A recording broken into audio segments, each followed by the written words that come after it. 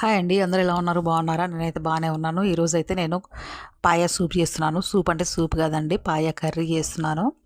మేక కాళ్ళతోటి మంచి గ్రేవీలాగా చేస్తున్నాను అనమాట. చాలామంది సూప్ చేసుకుంటారు. సూప్ అయినా బాగానే ఉంటుంది, కానీ నేను కొంచెం దగ్గర చేస్తున్నాను, వెరైటీగా ఉంటుందని చెప్పి. కావాలంటే చేసుకోండి, చాలా బాగుంటుంది. ముందు మేకకాళ్ళు తీసుకోవాలి. తీసుకున్న తర్వాత మంచిగా ఉప్పు పసుపు వేసి బాగా రుద్ది రుద్ది 4-5 సార్లు కడిగి పెట్టుకున్నాను, పక్కకు పెట్టుకున్నాను. కడిగి తర్వాత కుక్కర్ పెట్టుకున్నాను. కుక్కర్లో ఆయిల్ వేసుకొని ఉల్లిపాయ ముక్కలు, పచ్చిమిరపకాయ ముక్కలు, కొంచెం అల్లం వెల్లుల్లి పేస్టు, పసుపు వేసి వేయించుకున్నాను. అవి కొంచెం వేగిన తర్వాత ఈ కడిగి పెట్టుకున్న కాళ్ళు ఉన్నాయి కదా, తీసి కుక్కర్లో వేసాను. వేసి కాసేపు మగ్గనిచ్చాను అనమాట బాగా. అవి కొంచెం మగ్గిన తర్వాత మళ్ళీ ఇంకొకసేపు కలిపి మళ్ళీ ఇంకాసేపు మూత పెట్టాను.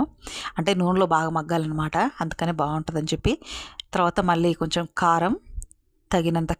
తగినంత ఉప్పు వేసుకొని మళ్ళీ కలపాలండి. కలుపుకొని దీంట్లోనే 2 టమాటాలు వేసుకున్నాను. అంటే ఎందుకంటే గ్రేవీ రావడానికి 2 టమాటా ముక్కలు కట్ చేసి దాంట్లో వేసి కొంచెం మగ్గనిచ్చాను. మగ్గిన తర్వాత మళ్ళీ వాటర్ వేసి కుక్కర్ విజిల్ పెట్టుకున్నానండి. నేను ఇంకా విజిల్ అయితే 10-12 విజిల్ పెట్టానండి. ఎందుకంటే ఇలాంటివి ఎక్కువసేపు ఉడికితేనే బాగుంటాయి, ఉడకలేదనుకో అసలు బాగుంటాయి. అందుకనే ఇంకా 12 దాకా పెట్టిన తర్వాత విజిల్ అయిపోయిన తర్వాత ఇంకా కొంచెం చింతపులుసు పోసుకున్నానండి.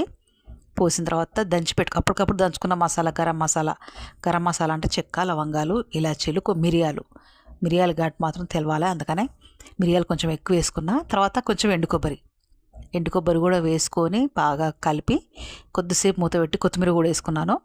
ఇంక కొద్దిసేపు అట్లా సన్న మంట మీద కొద్దిసేపు పెట్టుకొని ఇంకా దింపేసుకున్నానండి. మామూలుగా లేదు, అంటే ఇది చారు కాదనమాట, అందుకనే కొంచెం గ్రేవీ లాగా ఉంది.